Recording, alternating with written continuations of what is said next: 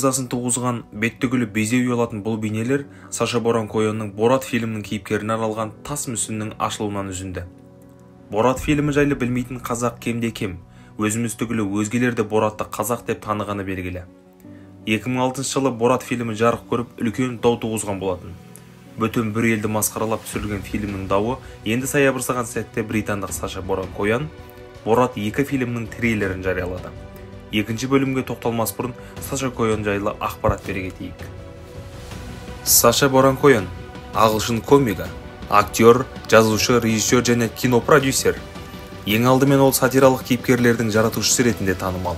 Али Джи, ағылшынша джунгли ойыншысы. Борат Сагдиев, ойдан шығарылған қазақстандық репортер. Генерал-адмирал Аладдин, Африканың диктаторы.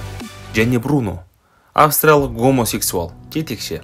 Өзінің кумирі Питер сатушылар сияқты Барон Коэн де өз кейіпкерлеріне әртүрлі екпіндер мен болжамдарды қолданады. Ол өзінің кейіпкерлері түрінде күдікті адамдармен араласып, оларды мазақ етеді. Кейбір сыншылар Саша Коэннің образдарын адамды өсіруге арналған десе, бір бөлігі ол мазақ еткен елдерді сол бейнеде таныған. Борат фильміне оралсақ. Қазақстанда бұл фильмге қарсы петиция жарияланған. Екінші бөлімге қарсы шығуға шетелдегі қазақтар да қосылды. Британдық сайқымазаққа қарсы арнайы қол жинап жатқаны да белгілі. Шеттегі қандастардың өзі Боратқа қарсы шығып жатқан сәтте, Қазақстанда фильмді қолдайтындар да аз емес екен.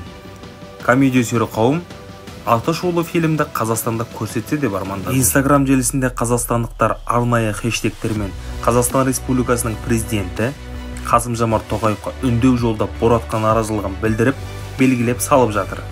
Бораттың алғашқы бөлімі шыққан сәтте, сол кездегі президент елбасы Нұрсұлтан Әбішұлы фильмге оң пікір білдірген болады. Казахстана любая реклама – это хорошая реклама. Так сегодня президент Назарбаев прокомментировал скандальную комедию «Борат» с триумфом, идущую на Западе.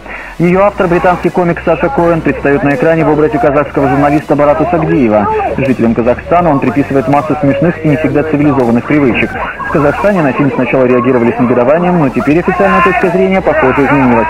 Назарбаев изложил ее во время визита в Великобританию. Сегодня он давал совместную пресс-конференцию с премьером Тони Блэром. Может быть, этот журналист Борат Сагдиев здесь присутствует в Казахстане? Я бы хотел с ним поговорить. Назарбаев сказал, что Казахстан пока плохо знают в Европе, но теперь, благодаря фильму «Борат», страна наверняка станет гораздо популярнее.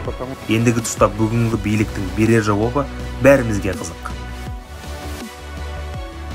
Мәдениет және спорт министрі Ақтоты Райымқұлова Борат 2 фильмнің шығуына қатысты пікір білдірді.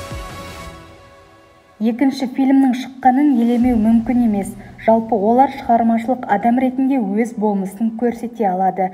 Алайда ондай әрекет адамның ар-намысына, белгілі бір мемлекеттің атақ-абыройына нұқсан келтірмеуі тиіс.